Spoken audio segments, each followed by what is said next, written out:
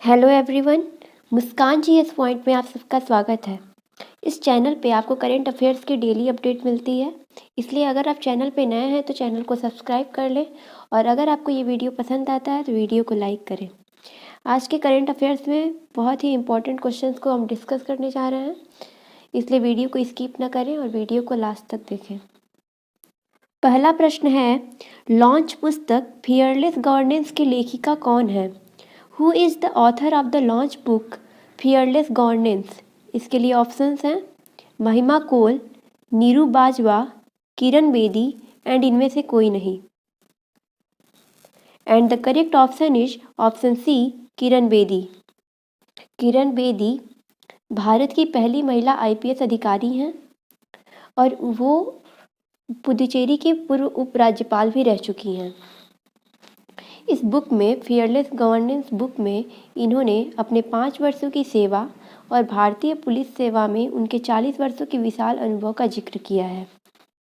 यह पुस्तक किरण बेदी की जिम्मेदार शासन को सही प्रथाओं का दर्शाती है। अगला प्रश्न है, दुनिया का दूसरा सबसे बड़ा इस्पात उत्पादक देश कौन सा बना? Which country became the second largest steel producing country in the world? इसके लिए ऑप्शंस हैं भारत, चीन, रूस और Japan. And the correct option is option ए, भारत। भारत दुनिया का दूसरा सबसे बड़ा इस्पात उत्पादक देश बन गया है और फर्स्ट नंबर की बात करें तो फर्स्ट पे चीन है।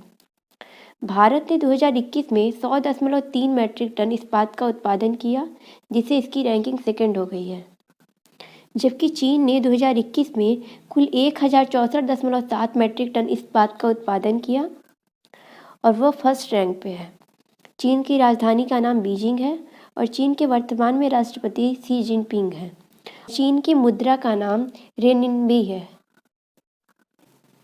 अगला प्रश्न है, किस बैंक ने इंडिया आईएनएक्स पर अपना पहला फार्मोसा बॉन्ड लॉन्च किया?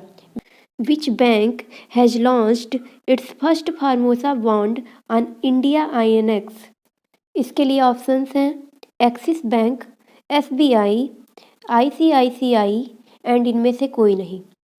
And the correct option is option B, SBI. भारतीय स्टेट बैंक ने इंडिया आईएनएक्स पर अपना पहला फार्मोसा बॉन्ड लॉन्च किया है। इंडिया आईएनएक्स को इंडिया इंटरनेशनल एक्सचेंज लिमिटेड के नाम से भी जाना जाता है और फार्मोसा बॉन्ड ऋणदाता के माध्यम से धन जुटाने वाली पहली भारतीय इकाई है और एसबीआई इसका पहला जारीकर्ता है। अगला प्रश्न है, एसपीएमसीआईएल ने किस शहर में नई बैंक नोट प्रिंटिंग लाइन स्थापित की? In which city did SPMCIL set up a new banknote printing line? इसके लिए ऑप्शंस हैं बनारस और गाजीपुर, हैदराबाद और पटना, नासिक और देवास एंड इनमें से कोई नहीं। And the correct option is option C, Nasik और देवास। SPMCIL का full form security printing and meeting corporation of India limited होता है। ये फुल फॉर्म आप याद कर लीजिएगा। और भारत ने नासिक और देवास शहर में नई नोट प्रिंटिंग लाइन स्थापित करने की घोषणा की है। भारत में कुल 4 प्रिंटिंग प्रेस है नोटों की छपाई और आपूर्ति के लिए, जो कि देवास, नासिक, मैसूर और पश्चिम बंगाल के सालबोनी में स्थित है। एसपीएमसीआईएल की अध्यक्ष तृप्ति पात्रा घोष जी हैं और एसपीएमसीआईएल की स्थापना सन 2006 में की गई थी। अगला प्रश्न है, किसने भारत का पहला बुद्धिमान संदेशवाहक पॉप्स लॉन्च किया? Who launched India's first intelligent messenger pops? इसके लिए ऑप्शंस हैं फोन पे, गूगल पे, पेटीएम मनी और इनमें से कोई नहीं। And the correct option is option C, Paytm Money. Paytm Money ने भारत का पहला बुद्धिमान संदेशवाहक पॉप्स लॉन्च किया है। यह मैसेंजर इन्वेस्टर्स को स्टॉक से संबंधित विशिष्ट जानकारी देगा, पोर्टफोलियो के बारे में विश्लेषण, बाजार समाचार, महत्वपूर्ण बाजार आंदोलनों की जानकारी आदि देगा। पेटीएम मनी की एप्लीकेशन पॉप के साथ इन्वेस्टर नियमित रूप से अपने पोर्टफोलियो की निगरानी भी कर सकते हैं और बाजार की गतिविधियों पर नज़र भी रख सकते हैं। पेटीएम मनी की सीईओ की बात करें तो उनका नाम वरुण श्रीधर है और पेटीएम मनी का मुख्यालय बेंगलुरु में स्थित है और पेटीएम मनी की स्थापना वर्ष 2017 में की गई थी। अगला प्रश्न है, केंद्र सरकार ने कितने गांव को उत्कृष्टता के गांव में बदलने का निर्णय लिया? How many villages have been decided by the central government to convert them into villages of excellence? इसके लिए ऑप्शंस हैं 180, 134, 150 और 110 and the correct option is option C 150। Bharat सरकार ने इजराइल देश की मदद से भारत के 150 गांव को उत्कृष्टता के गांव में बदलने के लिए समझौता पे हस्ताक्षर कर दिया है। एग्जाम में ये पूछ सकता है कि इन्होंने किसके साथ समझौता किया है, तो इजराइल आपको याद रखना है, इन्होंने इजराइल देश के साथ समझौता किया है। इससे पहले भी 12 राज्यों में 29 उत्कृष्टता इकाइयों को स्थापित करने के लिए भारत ने इजराइल के साथ समझौता किया था। इसके तहत इजराइल कृषि को अधिक लाभदायक व्यवसाय बनाने के लिए इन गांवों में सहयोग देगा। इजराइल की राजधानी की बात करें तो जेरूसलम है। इजराइल के वर्तमान में प्रधानमंत्री नफ्ताली बेनेट हैं और इजराइल की मुद्रा का नाम इजरायली शेकेल है। अगला प्रश्न है, ऑस्ट्रेलियन ओपन 2021 टूर्नामेंट में पुरुष एकल का खिताब किसने जीता? Who won the main single title in the Australian Open 2021 tournament? इसके लिए ऑप्शंस हैं अलोउस्की हेल्विस, Roger Federer, Rafael Nadal and इनमें से कोई नहीं। And the correct option is option C Rafael Nadal. Australian Open 2021 tournament में पुरुष एकल का खिताब राफेल नडाल ने जीता है और यह स्पेन के हैं। अगर हम ऑस्ट्रेलियन ओपन 2021 टूर्नामेंट में महिला एकल के खिताब की बात करें तो इसे एशले बार्टी ने जीता है और उन्होंने डेनियल कोलिंस को हराकर यह खिताब जीता है। एग्जाम में ये भी पूछ सकता है कि ऑस्ट्रेलियन ओपन पुरुष युगल का खिताब किसने जीता है, तो इसके बारे में भी आपको पता होना चाहिए।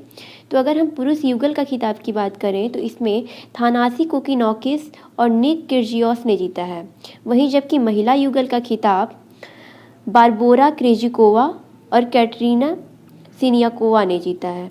ये आपको याद होना चाहिए, आप इसे अच्छे से याद कर लीजिएगा। अगला प्रश्न है, अकाल अकादमियों में संस्थापक कौन थे जिनका 96 वर्ष की आयु में निधन हुआ? Who was the founder of Akal academy who died at the age of 96? इसके लिए ऑप्शंस हैं बाबा इकबाल सिंह, महेश पाल बादल, विदुर नाथ देसाई एंड इनमें से कोई नहीं। And the correct option is option A Baba Iqbal Singh. Iqbal Singh Kingra एक सामाजिक आध्यात्मिक नेता और एक शिक्षाविद थे। 96 वर्ष की आयु में उनका निधन हो गया है और उन्हें पद्मश्री सम्मान से सम्मानित भी किया गया था। उन्होंने सामाजिक कार्य के क्षेत्र में अनेक योगदान दिए थे और उसी के लिए इन्हें वर्ष 2022 में पद्मश्री सम्मान से सम्मानित भी किया गया था। इन्होंने वर्ष 2008 में इंटरनल यूनिवर्सिटी और 2015 में अकाल यूनिवर्सिटी और गुरु की काशी की स्थापना भी की थी। विश्व कुष्ठ रोग दिवस कब मनाया जाता है? When is world leprosy day celebrated? इसके लिए ऑप्शंस हैं 30 जनवरी, 23 जनवरी, 17 जनवरी और 12 जनवरी। And the correct option is option A 30 January. हर साल जनवरी के आखिरी रविवार को विश्व स्तर पर कुष्ठ रोग दिवस मनाया जाता है, जबकि भारत में 30 जनवरी को कुष्ठ रोग दिवस के रूप में मनाया जाता है। गांधी जी की मृत्यु 30 जनवरी को हुई थी और उन्हीं की श्रद्धांजलि के रूप में 30 जनवरी को कुष्ठ रोग दिवस के रूप में मनाया जाता है। इस साल 2022 में विश्व कुष्ठ रोग दिवस 30 जनवरी 2022 को मनाया गया और इसकी थीम थी यूनाइटेड फॉर डिग्निटी।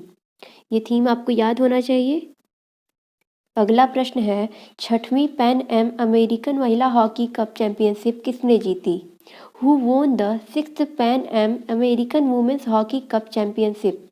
इसके लिए ऑप्शंस हैं रूस, अर्जेंटीना, जापान और इनमें से कोई नहीं। And the correct option is option B, Argentina. Argentina ने 6वीं पैन एम अमेरिकन महिला हॉकी कप चैंपियनशिप जीत ली है और उसने चिली को हरा करके 4-2 से हरा करके यह खिताब जीता है। चिली साउथ अमेरिका का एक देश है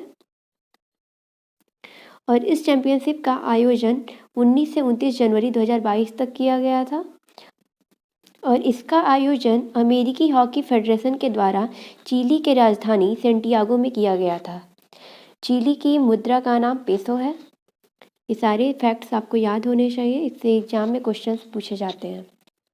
ये सारे क्वेश्चंस आपके एग्ज़ाम के लिए बहुत ही ज़्यादा इम्पॉर्टेंट हैं। तो अगर आपको ये वीडियो पसंद आया तो इसको लाइक करें, सब्सक्राइब करें और मिलते हैं नेक्स्ट वीडियो में। तब तक के लिए बाय।